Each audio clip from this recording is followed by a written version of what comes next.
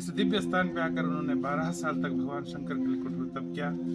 इस जगत का सार शिव है, इस जगत का तत्व शिव है, इस जगत का बीज शिव है, इस जगत का मूल शिव है, इस जगत का आधार शिव है, इस जगत का नाथ शिव है, इस जगत का पिता शिव है, इस जगत का गुरु शिव है, इस जगत का जगत शिव है। Hello everyone, welcome back to my channel दोस्त आइए ट्रैवलर्स। आज हम जा रहे हैं ओखीमठ।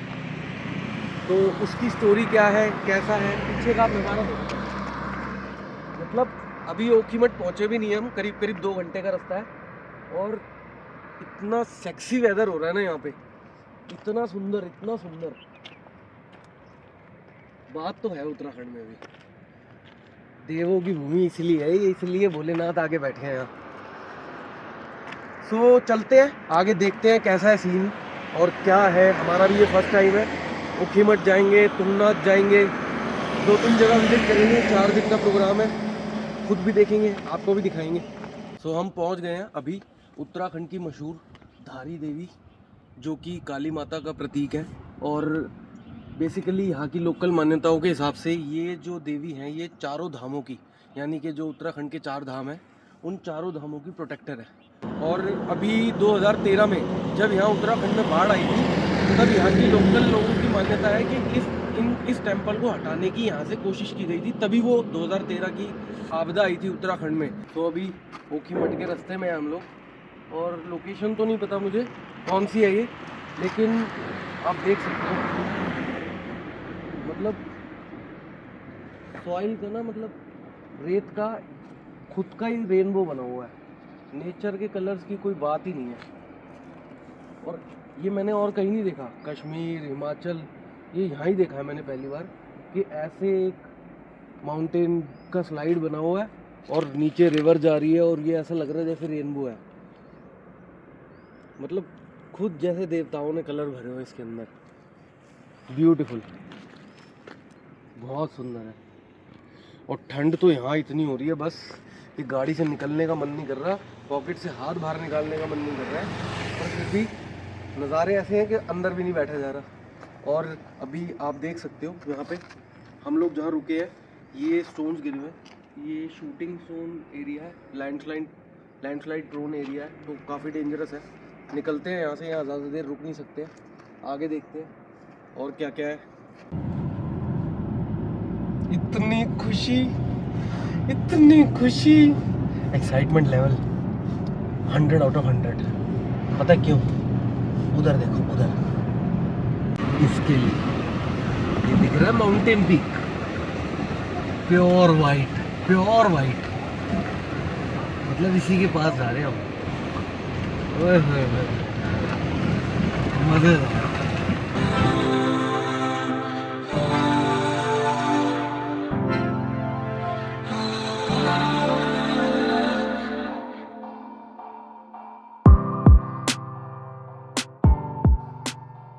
अभी हम पहुंच गए हैं ओखीमठ, जो कि केदार बाबा, जब विंटर में केदारनाथ जी के जब द्वार कपाट बंद हो जाते हैं, तो उनकी जो मेन मूर्ति है, यानी कि जिसमें उनके मेन दर्शन है, उसको लेके नीचे एक जगह है ओखीमठ नाम की, उत्तराखंड में। यहाँ पर उसे लाया जाता है और यहीं पे पास में एक मंदिर है, वहाँ रखा जाता है। और वहीं हम इस समय आ चुके हैं ओखीमठ में। इवनिंग में हम केदार बाबा के दर्शन करेंगे और व्यू तो आप देख ही सकते हो। ये हमने एक होम स्टे है, ये एक देव दर्शन, और काफ़ी रीज़नेबल रेट्स हैं, रूम भी साफ़ है, व्यू आप देख ही सकते हो पूरा पीछे, ग्लेशियर सारी चीज़ें, मतलब एक नंबर। और रूम मैं आपको दिखाई देता हूँ कैसा है। अब यहाँ छोटा टाउन है, यहाँ ज़्यादा फैसिलिटीज़ वगैरह होती नहीं है, लिमिटेड होटल्स हैं, लिमिटेड सारी चीज़ें हैं। एक रूम ये है, ट्रिपल शेयरिंग में है ये, पर यहाँ एक ही आदमी सोएगा 4 के बराबर, जो कि मेरा साला है।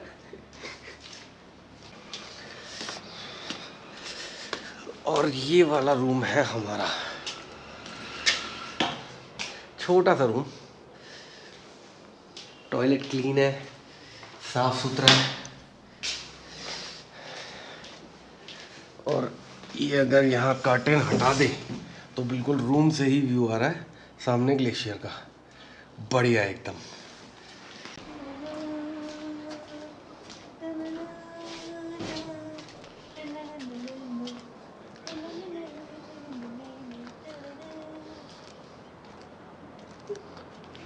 दिखाओ भाई हमारे व्यूअर्स को यहाँ के सुंदर नज़ारे दिखाओ। सामने एक ग्लेशियर है, दिसंबर का टाइम है, अभी दिसंबर स्टार्टिंग ही चल रहा है और यहाँ इतनी ठंड है, माइनस तो नहीं 6 डिग्री टेम्परेचर है यहाँ पे। माइनस भी हो, रात को तो माइनस में रात को जाएगा। तो माइनस ही हो जाता है और हाथ ऐसे हो रहे हैं बिल्कुल लाल, बहुत हालत टाइट हो चुकी है। हम चोटा- आए दिल्ली में 16 डिग्री है, यहाँ पे 6 डिग्री है, मतलब इतना डिफरेंस है टेम्परेचर में। बाकी कोई दिक्कत नहीं है, सिर्फ दिक्कत जो है ना, सबसे बड़ी जो दिक्कत है वो है पानी इस्तेमाल करने की। आपको ब्रश करना है, आपको नहाना है, आपको पॉटी जाना है, स्पेशली पॉटी। सब जम गया रे, ऊपर से लेकर नीचे आगे पीछे सब जम गया। अब जा रहे हैं यहाँ पे जहाँ पे केदार बाबा जी को लेके आते हैं, जहाँ पर उनका मंदिर बनाया हुआ है। केदार बाबा जी के दर्शन करेंगे, उसके बाद अपना शाम को पार्टी करेंगे और कल का सीन है हमारा तुंगनाथ का। सो चलते हैं, देखते हैं। बड़ा ही क्यूट सा विलेज है, छोटे छोटे से घर बने हुए हैं और सारे के सारे ग्लेशियर के सामने। हाँ भाई बैठ कर, कैसा लग रहा है आपको? शांति, पीस, इतनी शांति है ना, मज़ा आ रहा है शांति में वॉक करने में। इतना इस जगह की मतलब यहाँ पहुँचते पहुँचते ना हमें कम से कम नहीं तो 10 अलग अलग टाइप के व्यूज़ मिले हैं। मतलब ऐसे कई जगहों पे हमें ऐसा फील हुआ, वैलीज, डिफरेंट वैलीज। हाँ कई जगहों पे हमें ऐसा फील हुआ कि हम कश्मीर में हैं, कई जगहों पे ऐसा फील हुआ कि मनाली आ गए, फिर कई जगहों पे ऐसा लगा मुक्तेश्वर आ गए। अलग अलग फील है रास्तों की और बहुत सुंदर है और बहुत पीसफुल है। वो सामने ऊपर जो झंडा है ना, इसमें नहीं दिख रहा होगा, वही है मंदिर। तो बहुत ऊपर है यार, ये तो इतने ऊपर है। ये है एंट्री पॉइंट मंदिर का, केदार बाबा का, ओखी मठ का, जहाँ सर्दियों में उन्हें लेके आया जाता है जब कपाट बंद हो जाते हैं केदारनाथ के। अंदर कैमरा तो अलाउड नहीं है, तो अंदर से तो हम नहीं दिखा पाएंगे।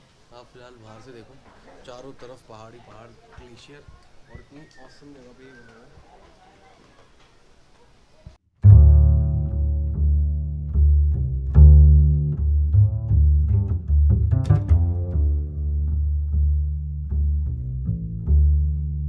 वाओ गॉड,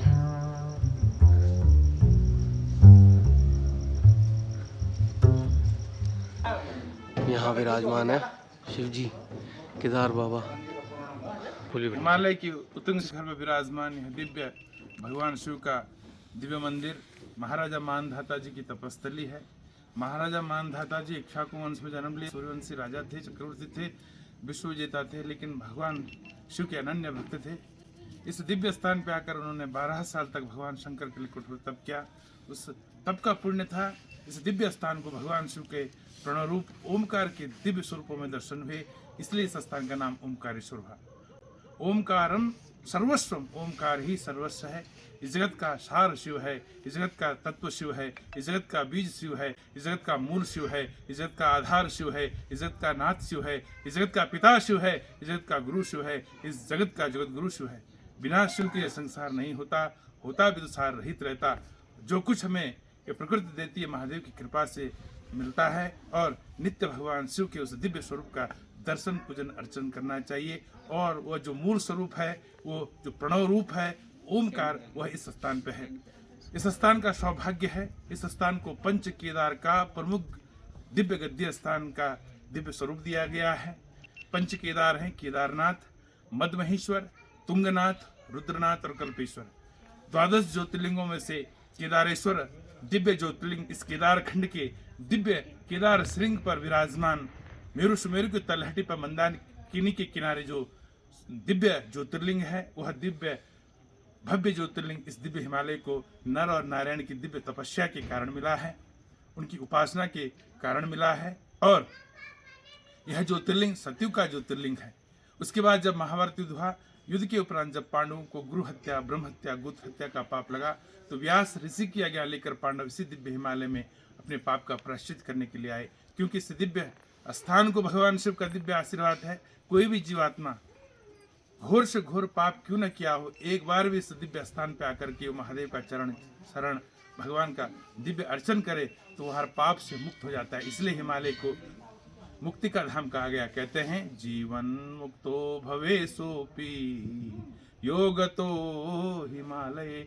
जो जीव इस दिव्य स्थान पर योग साधना की दृष्टि से आता है उसके जीवन का हर पाप ताप, हर श्राप, हर संताप भगवान शिव मिटा देते हैं। और उन पांचों केदारों के रूप में भगवान शिव ने इस दिव्य हिमालय पर पांडवों को दर्शन दिए। केदारनाथ पर भगवान शिव का पृष्ठभाग है, सिरोभाग पशुपतिनाथ नेपाल पर, अन्य 4 भाग हुए। नाभि स्वरूप के दर्शन मध्मेश्वर में, हृदय बाहु तुंगनाथ जी में, नेत्र मुखारविंद के दर्शन रुद्रनाथ जी में, जटा दर्शन कल्पेश्वर में। जो इन दिव्य हिमालयों के दिव्य मंदिरों पे नहीं जा पाता है क्योंकि बड़ी कठिन यात्रा पंच केदार की होती है, इस उखीमठ नामक स्थान को, इस दिव्य तीर्थ को यह सौभाग्य है कि जो भी जीव इस स्थान पे आकर महादेव के इस दिव्य दर्शन को पाता है उसके पूरे 5 केदार के साथ उस दिव्य ज्योतिर्लिंग के साकार स्वरूप के दर्शन का पुण्य मिल जाता है। इस स्थान पे आकर के भगवान शिव का जो अर्चन दर्शन पूजन करता है उस जीव के सारे मनोरथों को भगवान महादेव पूर्ण करते हैं। यम यम चिंतयेति कामम तम तम प्राप्नोति निश्चितं। जो जिस कामना से इस दिव्य स्थान पे आता है उसके सारे मनोरथों को भगवान शिव केदारेश्वर, ओंकारेश्वर, मध्वेश्वर, पंच केदार परिपूर्ण कर देते हैं। यहाँ पर उषा अनिरुद्ध का विवाह हुआ। उषा बाणासुर राक्षस की पुत्री। बाणासुर असुर थे लेकिन भगवान शिव के अनन्य भक्त थे। उनकी सुपुत्री भी उषा, वह भी शिव भक्त थी। इस स्थान पर आकर अग्नि को साक्षी मानकर उन्होंने श्री कृष्ण के पोते प्रद्युम्न के पुत्र अनिरुद्ध से विवाह किया। इसलिए उषा के नाम पर इस स्थल का नाम उषा मठ से ही उखीमठ हुआ। बोले शंकर भगवान की जय।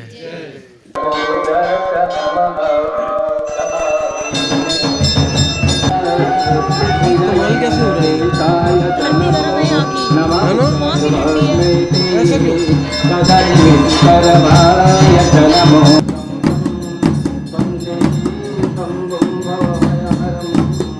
14 दिसंबर 2023, आज 5 साल हो गए हैं इस औरत को मेरा खून पीते हुए। यहाँ आने का जो रीज़न था वो यही था मेन कि यहाँ आए 14 दिसंबर को बाबा के दर्शन करें और आ गए। अब हम अपनी एनिवर्सरी सेलिब्रेट करने का टाइम आ गया हमारा, तो इस व्लॉग को अब यहीं एंड करते हैं अपने केक कटिंग के साथ और मिलते हैं कल चोपटा तुंगनाथ महादेव। हर हर शंभू।